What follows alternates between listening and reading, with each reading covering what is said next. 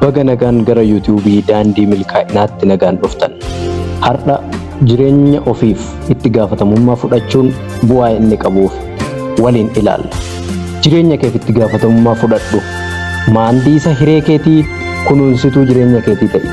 Namoonni baay'een jireenya isaanii keessatti wanti raajiin hanga uumamutti eeguu barbaadu.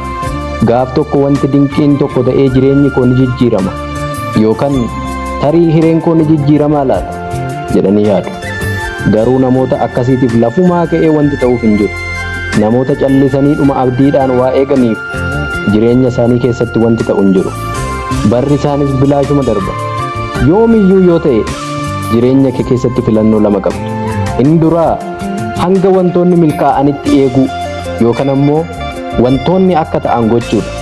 Hanga wantoonni ta'anii haalli siif mijatutti kan eegdu yoo ta'e parsantii 99 wanta eegdu san abadan hin ta'u, hin argattu. Filannoo inni dansaan hirriba keessaa dammaqxee jireenya keef itti gaafatamummaa fudhachuudha. Mataa keetti akkas jedhiitii ofitti himi. Anatu akka ta'u gochuu qaba yookaan anatu milkeessuu qaba jedhi ofitti himi. Waaqayyo simbirroota hundaaf nyaata ni kenna, garuu man'ee isaanii keessan kaa'uuf simbirroonni fiiganii barrisanii nyaata isaanii barbaaddachuuf itti gaafatamummaa fudhachuu qabu. Jireenya isaaniidhaaf itti gaafatamummaa akka fudhataniif aangoo fi bilisummaa kenneefii jira.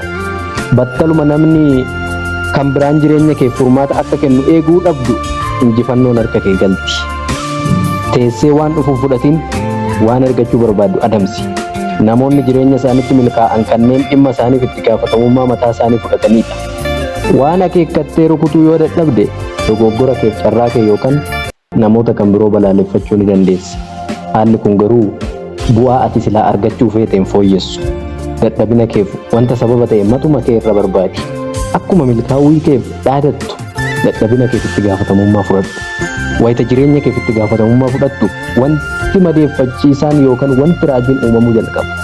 Wayita gara alaa ilaaluu dhaabu jireenya kee fooyyessuuf walaba taata. Umurii dheeraan kennaa Waaqayyooti. Jireenya guutuu yookiin hanquu akka ta'u kan godhu garuu matuma keeti. Waaqayyo umurii siif kennetti fayyadamtee jireenya guutuu moo hanquu jiraachuu barbaaddu.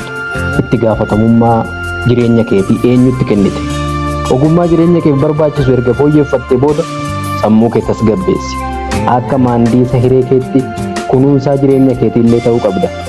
Kunuunsa ati mataa keef gootuun wayita ilillii haaraan guyyuu ooyiruu kee keessatti daraaru argita. Ililliin kunniin ati daandii kee cufarratti injifachuutti kan jirtu ta'uu kee dhugaa ba'anidha. Kanaaf jireenya keef itti gaafatamummaa fudhadhu. Itti gaafatamaa jireenya keetii maandiisa hiree keetii ta'i. Kunuunsituu jireenya keetii ta'i. Nagaan naaf tura.